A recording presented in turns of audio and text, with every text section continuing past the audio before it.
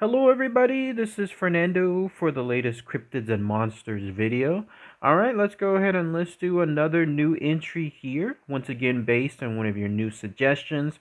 This one having to do with a fascinating and unique cryptid that is found here in the United States. In fact, it's only been found once, really, and then never been seen again. So I'm going to talk about that encounter, in particular the location it's at. Some of you that are locals, let me know if, in fact, if you have any more information on that too. And I'll give some real world examples of what it could be, including the idea that it's a long lost extinct species. Kind of like with the age of dinosaurs, how sometimes people think that some of those are still alive, such is the case with this creature. I also found an article that was giving an idea of another reason why it may have existed. More on that here in a moment. In fact, you're looking at a representation of it here. Has a very unique name too. It's known as the Beast of Boonville. So let's go ahead and let's talk about all the information associated with this unique creature. Then I'll give my own thoughts and comments on it as well. So what is this Beast of Boonville? Well, as you can tell from the title, it's a cryptid that was found there in Boonville, Indiana. So right off the bat, those of you that are local to that area, let me know in the comments if you have any more info from either your experience there or maybe family members and so on. But if you wanted to sum up the Beast of Boonville in just a few short words, it's essentially this. It's a giant sloth, but a very large one. In fact, it was described as being much, much larger than a bear itself. So just take your average sloth, those cute animals, the ones that everyone loves, and then just increase its size several times over, and that's essentially what you have here. Nothing really different in terms of its characteristics with regards to that sloth. The only thing I can think of, though, that it could have a difference is the speed. Because in a moment I'll explain apparently one of its quote-unquote escapes, and you would think that the only way it could do that is if it had a faster motion than the traditional sloth that you and I know of.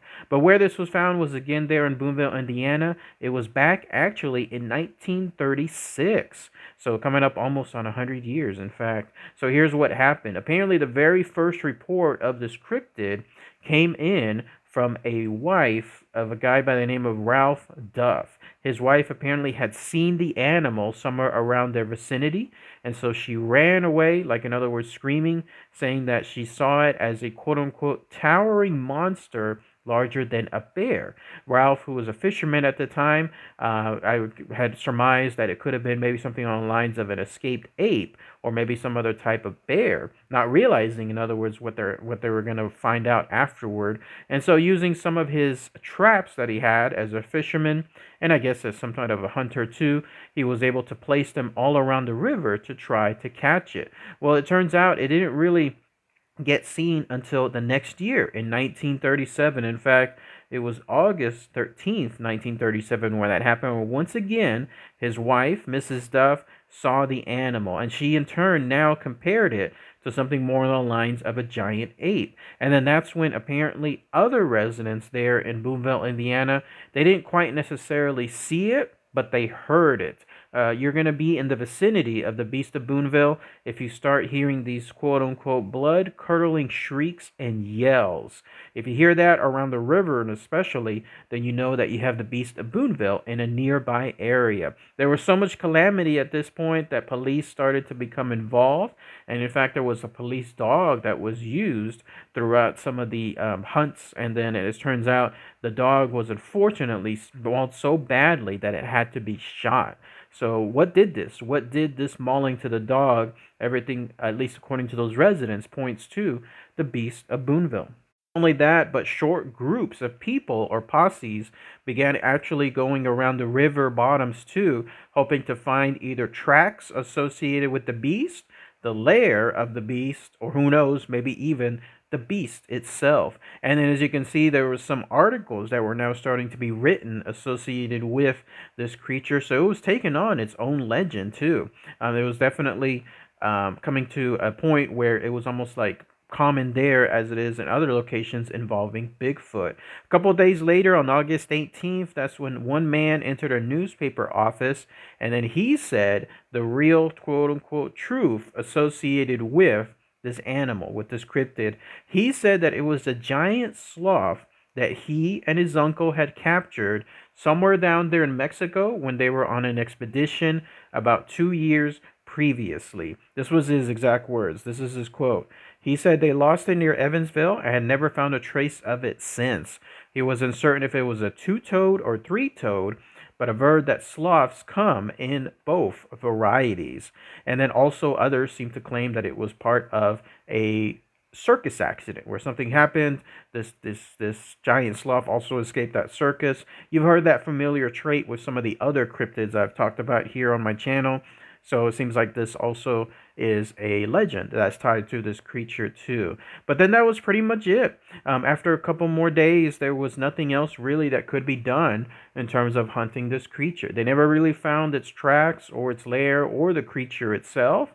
And short of Mr. Duff's wife encountering the creature once the previous year before, and then this year, the 1937 year, that was about it. No one else really saw this creature. It seems to be more on the lines of a docile cryptid, something that it just wanted to mind its own business, stay in a hidden area, not be found, that kind of stuff. Or who knows, maybe something did happen to it, and then it just met its fate somewhere and was never ever seen again.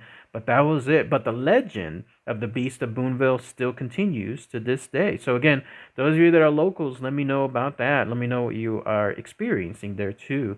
Now, as far as what I was mentioning earlier with regards to why that person was saying that, hey, this was actually a creature that was captured in Mexico, but somehow it got lost or escaped. And again, that ties into what I was mentioning earlier too. If you look at your average regular sloth, they're very, very slow creature. It makes me wonder how they even survive out there in the wild, considering anything could easily pick them off.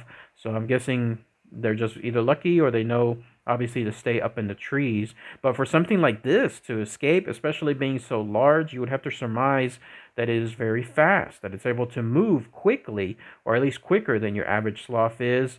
So there's that idea. But there's also the notion that the reason why these guys stated it was lost during an expedition and so on, and they tried to make sure that it blew up more in terms of the story, was this. Those people were apparently landowners there, and they wanted people away from their land. And so they were trying to create this sensational storyline of this giant beast, this giant sloth that could be dangerous or could be out there, because people were apparently stealing their blackberries. Can you believe that? They were stealing their blackberries, and then these own landowners had had enough.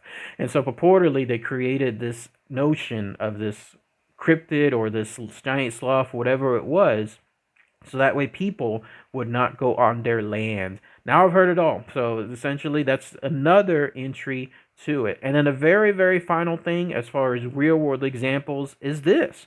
You're looking at a picture of this. This was a real creature. Who knows if it's maybe still out there? This could be the beast itself when it comes to the Beast of Boonville. But it is called the Megatherium. The Megatherium was an extinct genius of ground sloth, but it was tied to the elephant-sized species called M. americanum. In other words, it's a giant ground sloth. It's very large, much larger than a bear, as you're looking at here. So could the Beast of Boonville be a long-lost, extinct Megatherium? Could it have been somewhere out there surviving all this time, just generation after generation, and then lo and behold, one of them either ended up being captured there in Mexico and then taken off somewhere there in Boonville, or it could have lived around that area throughout several generations, who knows how long, and then all of a sudden there it was being found, at least by Mrs. Duff, and then never ever seen again. That, I think, is more likely than the idea of a circus truck, like something breaking somewhere down and then the creature escaping, or the idea of having these two guys there in Mexico taking this creature from an expedition over. Somebody would have seen it, right? Even if they had it transported securely, and somehow it escaped their location. That's just my opinion on there. But let me know what you guys and gals think. All right, everybody. Thanks again as always. Take care.